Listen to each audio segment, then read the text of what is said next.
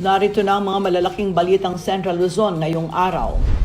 11 district hospital sa Pampanga tumatanggap na rin ng COVID-19 patients dahil sa nararanasang surge. Kabuhayan ng mga mangingisda sa ISLA, PAMARAWAN, apektado ng konstruksyon ng airport sa Bulacan.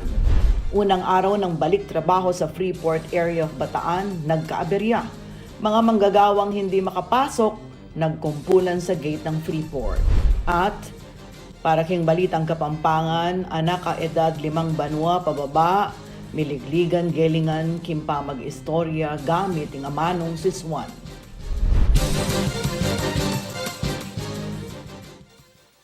Maya Pabengi, Pampanga, magandang gabi Central Luzon. Ako si Sonia P. Soto. At ito ang mga nangunguna tinutukang balita ng Cltv News.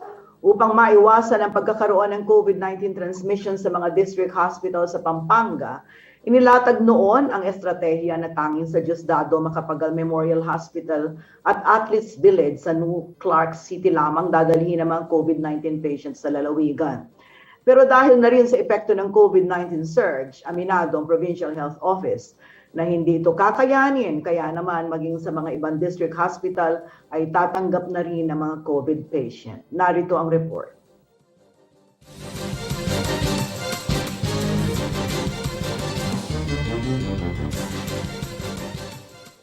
Sa lumiliit na espasyo ng mga COVID-19 referral hospital sa Pampanga, mapapribado man o pampubliko, ang Nooy Focus Hospital strategy na paraan upang hindi magkaroon ng lockdown sa mga medical facility ay pansamantala muna ngayong itinigil sa 11 district hospital na pinangangasiwaan ng Pampanga Provincial Health Office.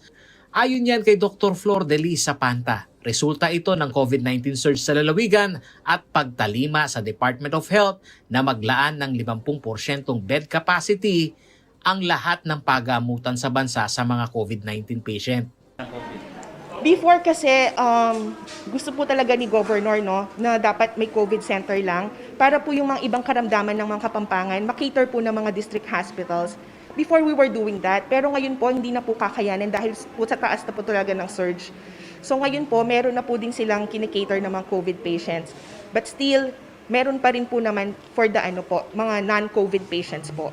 Bagamat mabilis ang turnaround time o pag-admit at paglabas ng mga pasyente sa mga isolation facilities at COVID-19 referral hospital sa Pampanga District Hospital, aminado si Dr. Sapanta na nasa critical stage na ang mga pasilidad sa Pampanga dahil sa ramdam na surge sa lalawigan. Medyo nasa critical stage po tayo pero bumibilis naman po yung turnaround ng patients dahil natitignan naman sila, nabibigyan ng mga gamot. Kung ano pong gamot ang nasa private, meron din pong gamot ang probinsya po natin. So, mas madali naman po nakakita natin, tumataas naman yung recovery rate nila. So, mas nakakakuha po tayo ng mga ibang pasyente pa. Right now, Diosdado is catering na po sa moderate to severe. Yung mild namin, nilalagay na po namin sa Lubao or sa NCC po. Sa COVID-19 facilities tracker ng DOH as of August 21, sa 47 COVID-19 referral hospital sa lalawigan, kabilang na ang mga pribadong hospital, nasa critical level na ang occupancy rate sa mga ICU beds. 9 na lamang ang bakante sa 247 ICU beds, habang 17 na lamang ang bed na bakante sa isolation facilities na may 686 bed capacity. At 425 beds na ang okupado sa 503 COVID ward beds. Symptomatic ang target umanong maunang mailagay sa mga isolation facilities ng Pampanga. Nilinaw ni Dr. Sapanta na ang pagtulong ng mga lokal na pamahalaan na dagdagan ng mga isolation facilities sa kada komunidad ang kanilang ipinananawagan, partikular na sa mga kabalin na nagpositibo ngunit walang sintomas. Start ng COVID na to, meron na talaga silang tinalagang isolation facilities nila. Pero biglang nawala. So ngayon po, pinapa-activate po ulit ni Gov yung mga isolation facilities. Because right now, we're just getting the symptomatics. We cannot accommodate yung mga asymptomatics po. Pagtataya ni Dr. Sapanta, may daily average na 1,000 ang antigen testing bilang surveillance ng mga LGU sa mga komunidad na may malaking bilang ng mga nagpopositibo. Dito nakamonitor naman umano ang COVID-19 Center ng Pampanga sa mga may sintomas. Ang sa amin po kasi, ang tinitingnan ko everyday is kung ilan ang binabatong mga symptomatics ng mga LGUs. Like, kanina po, ang mga binato sa akin is nasa 110 symptomatics. And I can only accommodate like 35. Paolo G. Santos, CLTV News. Isasalang sa rehabilitasyon ng Camp Olivas compound na nagsisilbing headquarters ng Police Regional Office ng Central Luzon. Kailangan na umanong ayusin ang kampo ng kapulisan dahil taon-taon na lamang itong binabaha. Pasok naman ang rehabilitation project sa programa ng Department of National Defense at DPWH na tatag ng infrastruktura para sa kapayapaan at seguridad o TICAS. Narito ang report ni Paolo G. Santos.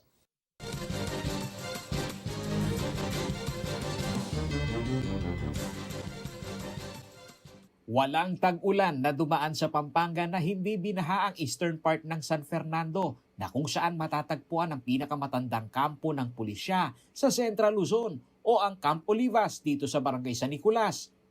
1917 pa ay lugar na ito bilang police station and evacuation center ayon sa PRO3. Bunsod ng iba't ibang kalamidad na nagpabago sa topografiya ng probinsya, naging flood-prone area ang lugar na ito. Taong 2017 na nooy Regional Director pa si General Aaron Aquino na i-relocate ito sa ibang lugar sa Pampanga. Ngunit hindi ito ang nangyari. Bagkus ang mababang kalsada na connecting road sa kampo ay tinambakan at ginawang konkreto. Ayon kay DPWH Secretary Mark Villar, naisali ito sa joint project ng Department of National Defense at ng DPWH na kung tawagin ay TICAS o Tatag ng Infrastruktura para sa Kapayapaan at Seguridad.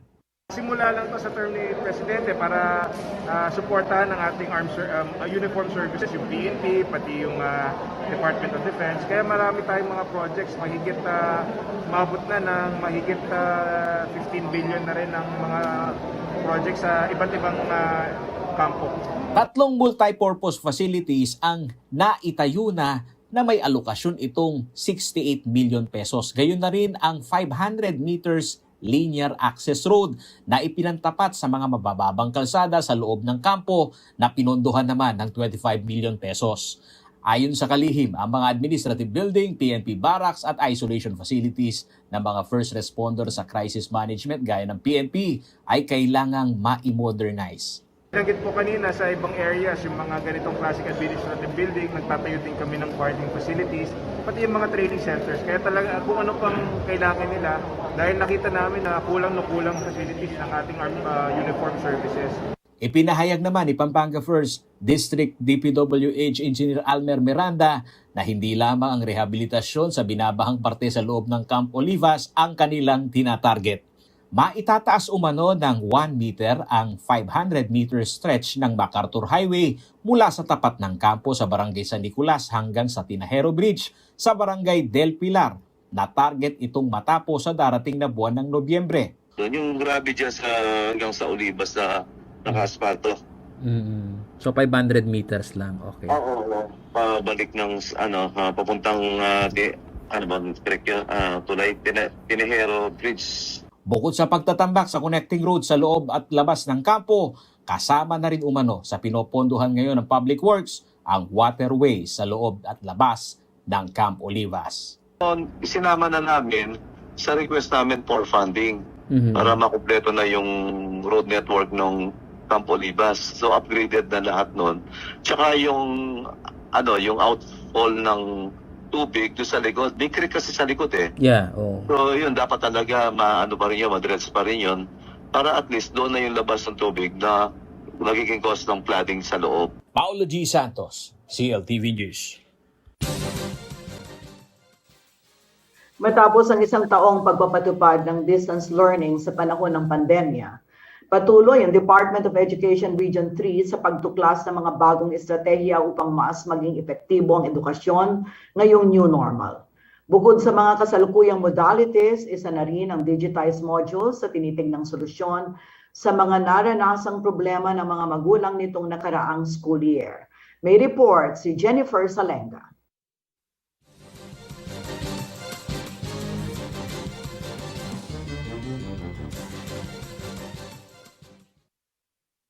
Nitong August 16, sinimula ng enrollment para sa mga pampublikong paaralan para sa school year 2021-2022.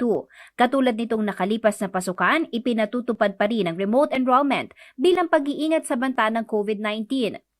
Para sa mga may gadget at access sa internet, maaaring mag-enroll gamit ang Modified Learners Enrollment Survey Form. Kung problema ang internet, mga guro ang tatawag sa kanilang estudyante at sila na ang mag-fill out ng enrollment survey habang itinatanong ito mismo sa mga magulang ng bata. Present pa rin ang mga drop boxes sa mga barangay hall sa iba't ibang lugar sa gitnang Luzon kung saan ihuhulog ang enrollment form ng mga mag-aaral. Tuloy pa rin ang bayanihan sa mga paaralan. Sa tulong ng mga barangay officials, ipamamahagi ang mga enrollment form sa mga magulang matiyak lamang na ipagpapatuloy ng mga bata ang kanilang pag-aaral. Ayon kay Michelle Cataplacson, Information Officer ng DepEd Central Luzon, nasa 2.7 million ang target enrollees para sa 2021-2022 school year. As of August 19, nasa 450,202 na ang nakapag-enroll. Bagamat sa September 13 pa ang balik eskwela sa mga pampublikong paaralan, binigyang diin ni Lacson ang kahalagahan ng maagang pagpapa-enroll. Malaking tulong daw kasi ito sa paghahanda ng kagawaran, lalo pat blended learning pa rin ang ipatutupad ngayong school year. Para po mabawasan natin yung mga reklamo, no, na kulang sa module, kulang sa textbook o kulang sa ganyan, yun po yung nagiging problema kasi natin minsan. Kaya po talagang napakahalaga po yung ating mga ganitong ginagawa, yung mga information dissemination activities natin para sa ating mga magulang, kung bakit napakahalaga na mas maaga, mas maganda yung ating pag-enroll po. Sa Modified Learners Enrollment Survey Form, bahagi sa mga itinatanong ang mga problemang naranasan sa unang implementasyon ng blended learning. Kaya naman mas pinalalakas daw ang iba't ibang modalities, kabilang na ang video at TV-based instructions. Nais din daw bawasan ang printed modules at dagdagan ng interaction ng mga guro. Kaya naman isang bagong estratehiya ang ipatutupad ng DepEd Central Luzon.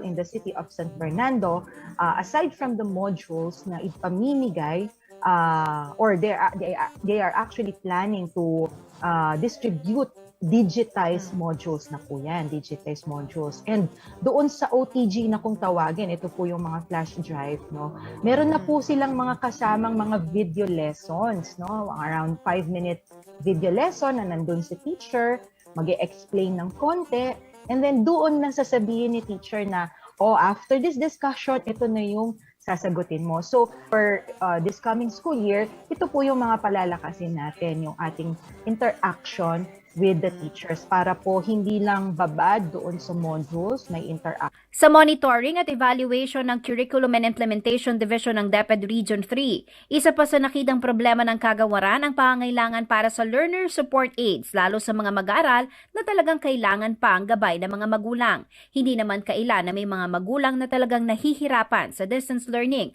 lalo na yung mga hindi nakapag-aral. Sa pamamagitan ng survey, nalalaman daw nila ito at binibigyan ng solusyon. Na-consolidate po yan sa isang klase ng isang advisor. Makikita niya sino ba yung mga dapat pong tutukan ng mga estudyante dito. So for example, itong anak ni Miss Jenna, ito, lagi naman nandyan si Miss Jenna. So pwede naman na ganyan, kumukumustahin, no?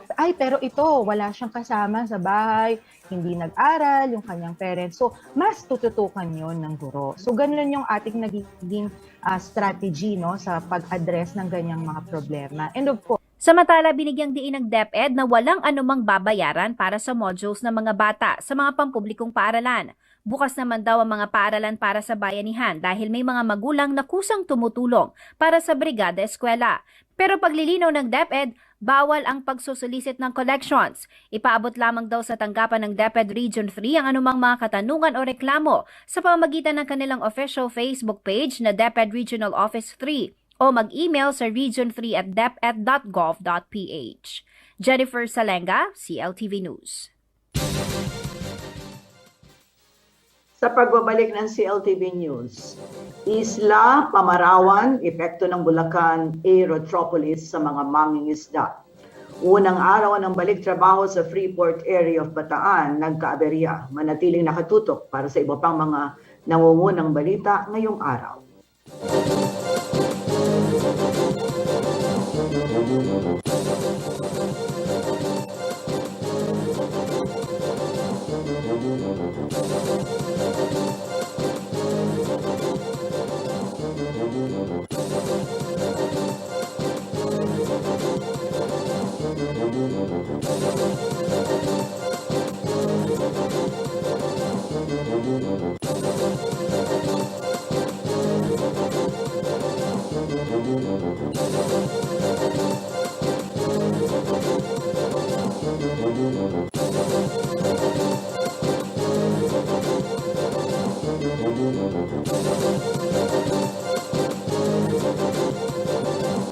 Nagbabalik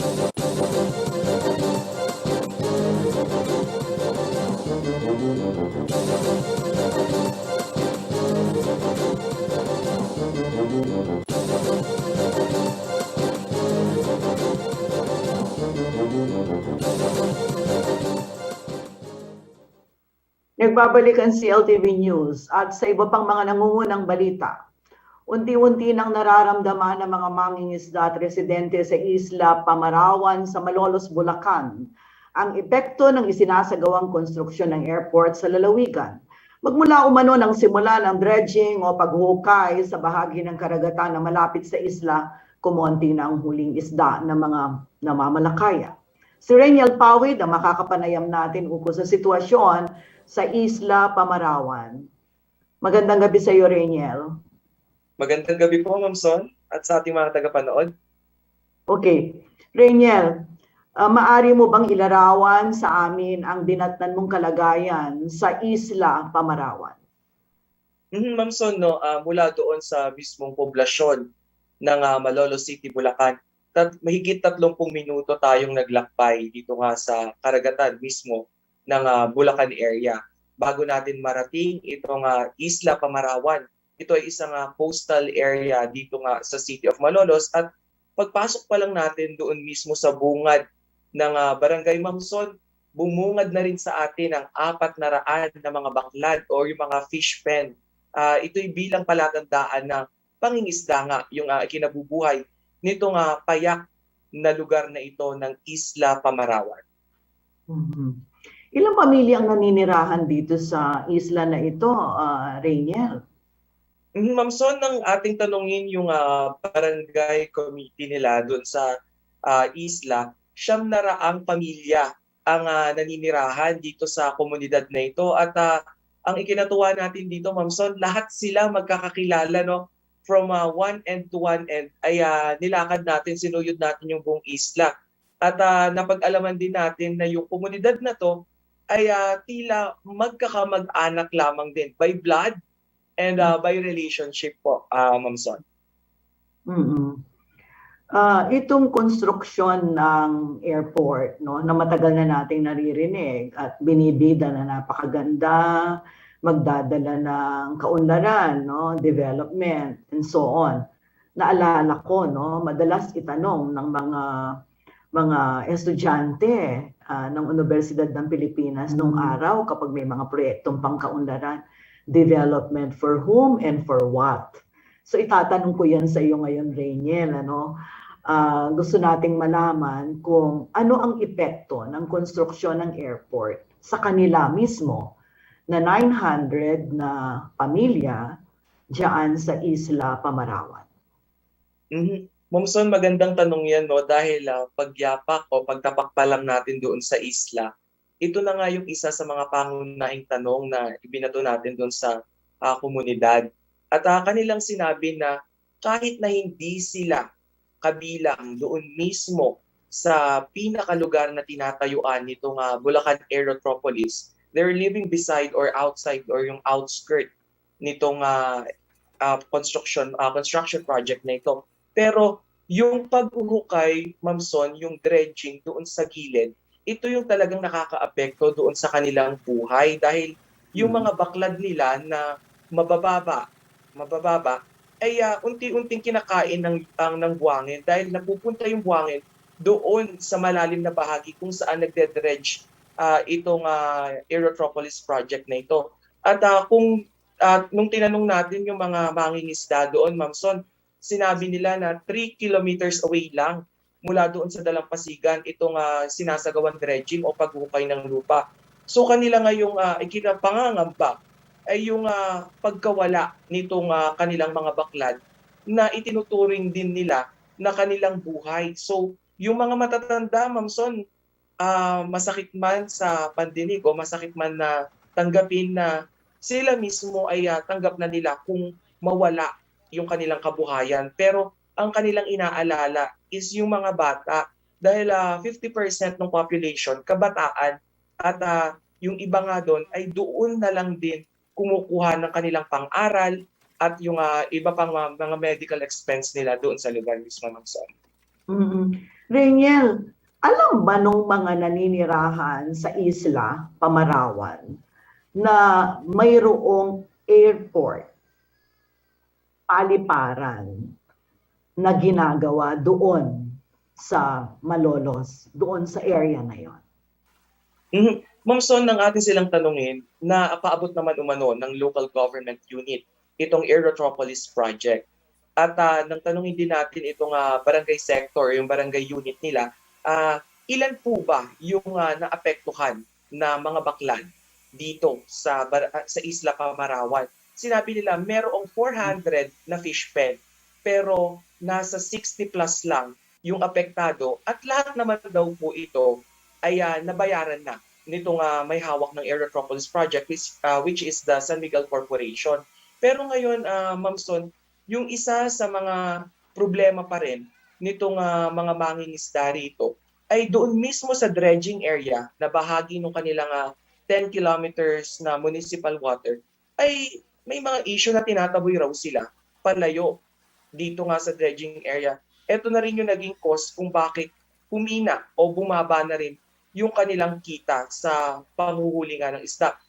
Para sa kaalaman ng lahat, no, Ma'am Son, normally on a daily basis, kumikita sila ng 1,500 to 2,000 pesos bago magsimula itong construction na ito or yung dredging. Yung dredging na lang mismo na nakakaapekto sa kanila. Pero sa ngayon, Ma'am Son, okay na raw sa kanila ang kumita ng 300 at maitawid yung pang-araw-araw nga na pagkain. Ma'am Son. Sila ba ay nabanggit mo kanina na napaabutan naman sila, no? Nung information kaugnay ng construction ng AEROTROPOLIS project. Ang gusto ko malaman kung kasama ba sila doon sa buong plano and therefore sila ba ay naging bahagi ng anumang social preparation na ginawa bago simulan yung phase 1 ng proyekto na ito. Kasi bago mo simulan ng isang development project, gaano man ito kaganda, lahat ng apektadong sektor kailangan mong puntahan, kausapin, hindi ba?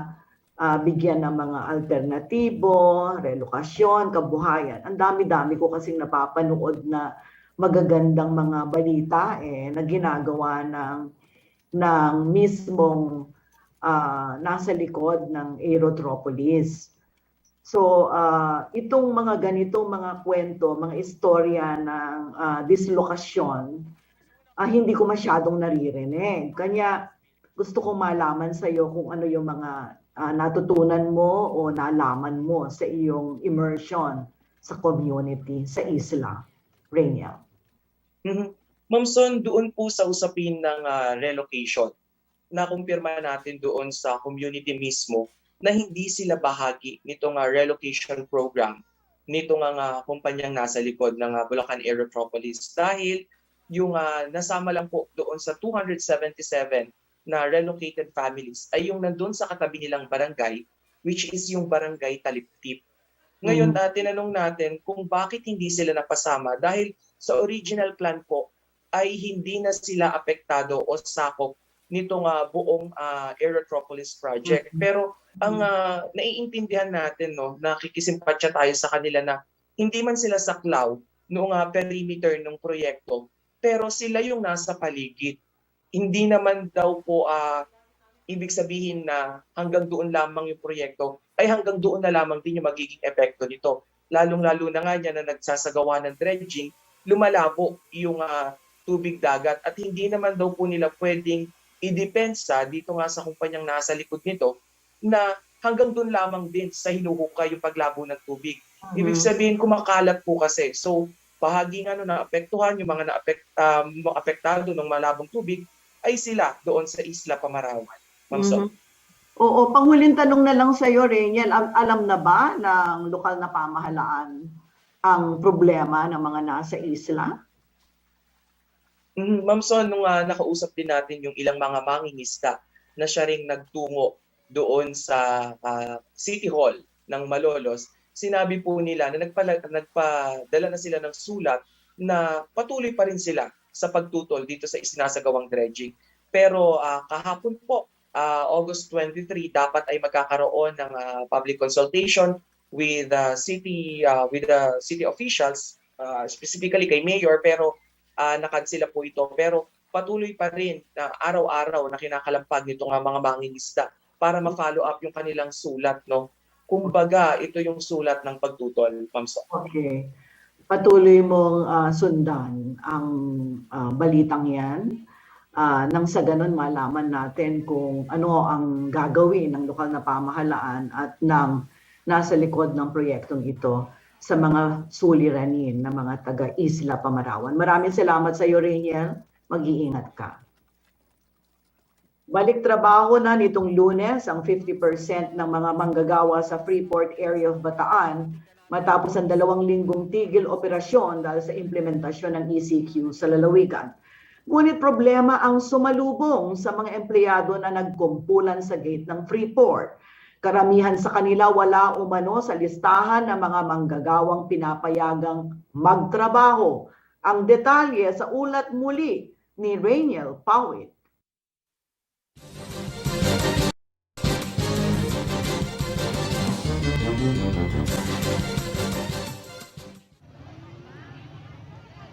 Sa video footage na ito nitong August 23 makikita ang kumpulan ng mga taong nakaputing t-shirt. Sila'y pawang mga manggagawa sa loob ng Freeport area of Bataan na nagkukumahog makapasok sa gate upang magbalik trabaho. Nang matapos kasi ang implementasyon ng ECQ sa Bataan, pinayagan ng muli na makapasok sa trabaho ang 50% ng manpower ng mga kumpanya. Ibig sabihin back to work na ang 20,242 FAB employees na pansamantalang nawalan ng trabaho sa loob ng 2 linggo.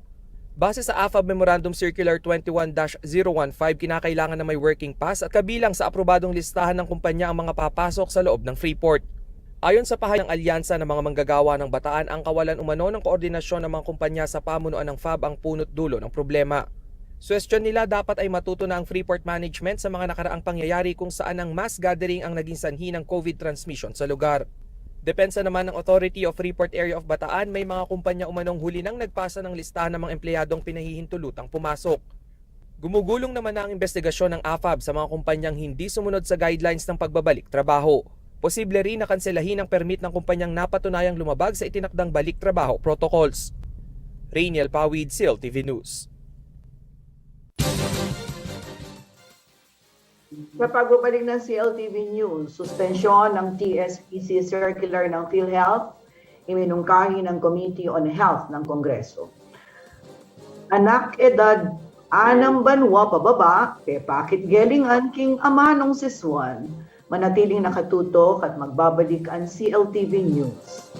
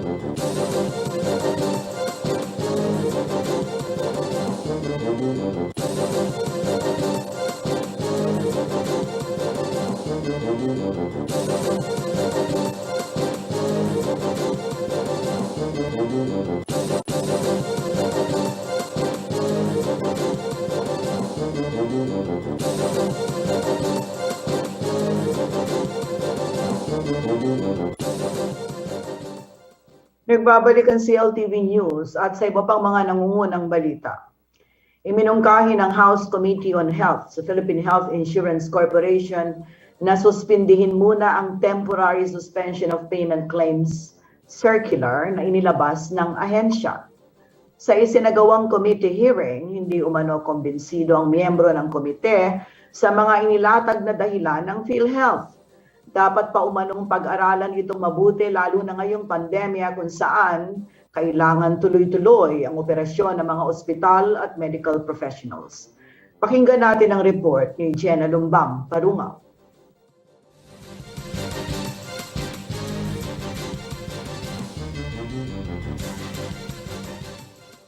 Nitong ika-20 ng Agosto, inilabas ng Philippine Health Insurance ang Circular Number 2021-0013 na nagtatakda ng mga guidelines ukol sa pag-i-issue ng Temporary Suspension of Payment Claims o TSPC.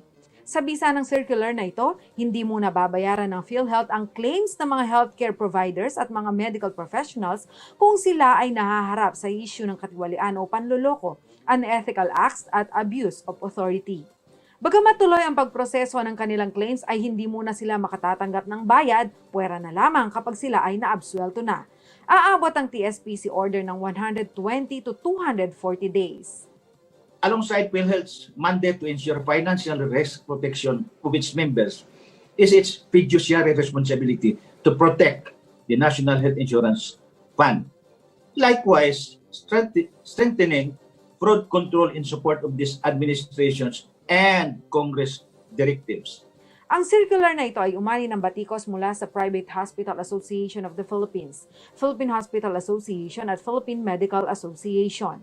Humantong pa ito sa usapin ng disengaging ng mga asosasyon ng pribadong ospital mula sa PhilHealth. Ibig sabihin nito, ang mga pasyenteng PhilHealth members ay diretso na magka-claim ng benefit sa PhilHealth office at hindi na sa ospital. Bunsod nito, nagpatawag ng hearing ang House Committee on Health upang mapag-usapan ang circular kasama ang PhilHealth, Department of Health at mga grupo ng mga ospital at medical professionals.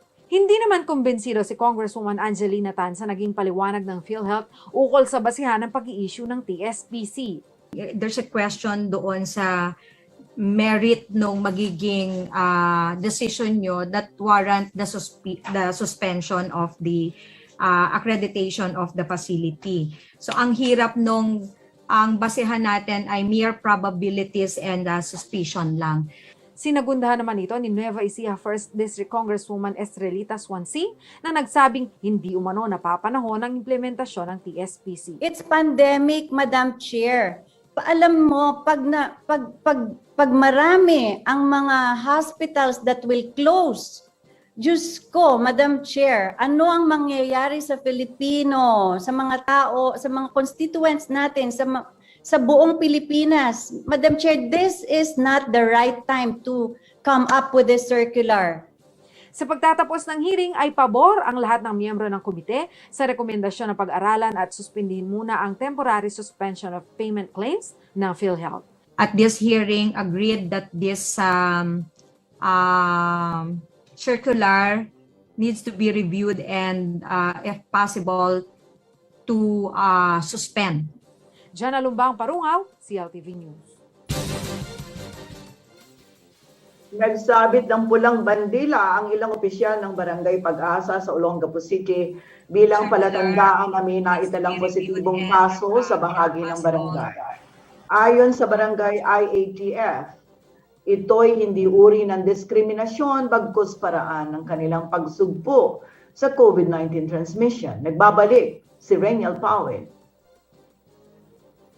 Yes, Ma'am Son, no, isang bagong COVID-19 protocols nga ang inilunsad sa isang barangay dito sa Olongapo City. Ito yung pagsasabit ng mga pulang bandila dito sa mga kanto ng Barangay Pag-asa kung saan may naitalang kaso ng COVID-19.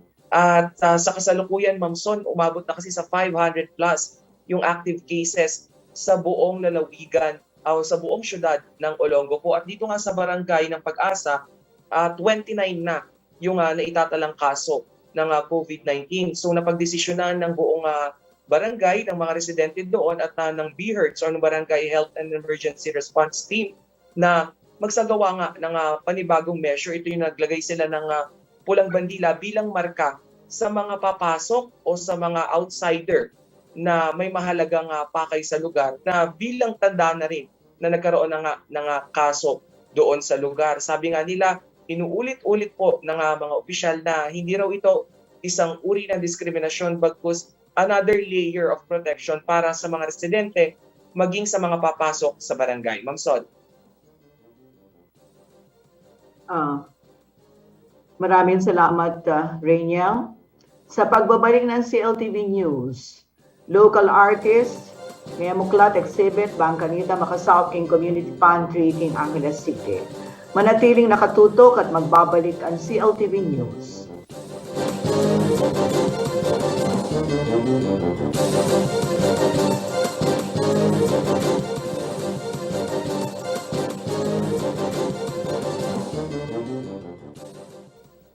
Nagbabalik ang CLTV News at sa iba pang mga nangungunang balita. Pepakit na rin anak kakapampangan ng karelang gelingan, king pamanyalita, king amanong siswan. Nekiabe Lareti, king amano, istoryang anak. Metong aligligan, apani mo na ng JCI Angeles City Chapter para king pamagmasusi, king aldoning amanong kapampangan. Pakiramdaman tayong report ng Jennifer Salenga.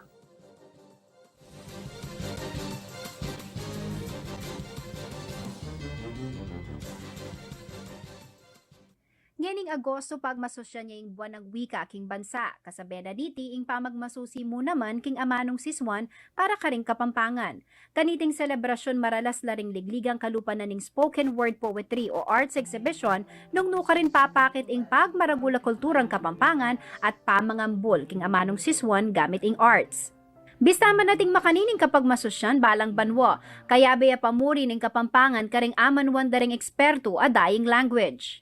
Makanyan man, ing apataban mong Jacob Marco Eusebio, napabustan kumumpaya yung kayang amanong siswan. Bistaman biyasa yung managalog ang pang mag-English. Proud ya kanong biyasa ya namang mga pampangan. Inganak, pengarala na lapa, ring pengaring kabalen. Sana, duwanan sana pambayang anak. Banta may sundo. Nabamana, daya matwa. Kasi sumay matula. Hindi ako ba? Inganak ihabdakin ko. Biyasa pang pampangan. Ako po ay Jacob Marco, Gipaya Eusebio, 4 years old. Enjoy kayo, mga nadana! I-precious manarang naman, ing kantang tiro da kaya ning kayang apo ang pong ingkong, ing kayang pigmaragul. Tingko pong storya, kunting ingkong po, po apo po. Kotang magpinawa kami, tuturo daw ang kantang pampangan. Pero prilang abalo, ini pa yung meto. O kaka, kabalot ko paya, sa ganunang sapat, nung enakabisa. I-Jacob at Precious kaya belaking ligligan king pamanyalitang kapampangan para karing anak-ana mabanwa pa babaeng edad.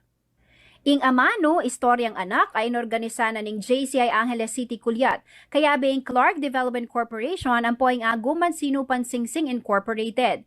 Iti antimong kapag masosyan, king aldoning amanong siswan. Actually, this would be an evidence that the Kapampangan language has a hope. No, it's not yet dying. So take a photo video of them, post them, then use the hashtag Anak Kapampangan so that we can help preserve the Kapampangan language. Ing pamuntok ning ligligan ay Justin Lacson, metong yan namang Kapampangan advocate. Agpang kayo, nasarang migyam laring anak Kapampangan, king pamanyalita at pamanyalese, king amanong siswan. Pero ini po, burimi, akit tala, retang anak, tin pa rin. May makasaya po nga agit natin pa mo rin na anak amakanyan. Pagsalitang Kapampangan. Of course, it's also cute because they're young, then they're telling story. So, but then add in a language that is dying. Mas makasaya po nga kakit. Pero aim po talaga ka rin is to akit the ring audience na there are still young Kapampangans, no? There's still hope in preserving the language. Ingamanong siswan kano dapat ing first language daring anak Kapampangan. Inya mo, aliway tiing mituturo karela. Bistaman gugusa laring kalupan ng Advocate Lacson king pamangambol at pamagpreserba king amanong Kapampangan, ali pa rin milalako ang posibilidad na mawalaya iti, lakwasan ng ede pagmasabalan ding Kapampangan. So tamo pa rin kitang endangered yan . Makita mo pa mo rin kitang risk na mawalaya. Kasi dakal pa mo rin influence, no? Western influence na pipigil kitang pa maggamit tamo king amano. So hanggang atin tuturo or mag-advocate na magamit niya po. Kumabiya, ma-preserve at ma-preserve ya. Pero in kailangan tamong gawan is to speak. E kano sana mapupos king bulan na ning Agosto ing pamamiyahulaga king amanong Kapampangan. Kaya rin na ning amano istoryang anak, malyariya pa ring ibalawo siti at ipakit lalo na ring pengari ing pagmaraguldang manyanitalang Kapampangan ding karelang anak. Tauling Biyernes ning Agosto ing mideklarang aldo ning amanong siswan keti Labod, Kapampangan. Jennifer Salenga, CLTV News. At yan ang mga balitang nakalap ng CLTV News. Para sa karagdagang detalye, maaari niyong i-follow aming social media pages. Sa Facebook at CLTV36 Official at CLTV News. Para naman sa Twitter at CLTV36 at Instagram at CLTV36 Official. Kung nais niyong balikan ang mga programa ng CLTV, pwede niyong bisitahin ang aming YouTube channel at CLTV36 Official at ang aming website sa www.cltv36.tv. Kasama ang buong puwersa ng CLTV News and Current Affairs, ako si Sonia P. Soto. Maraming salamat po. Stay safe mga karehiyon.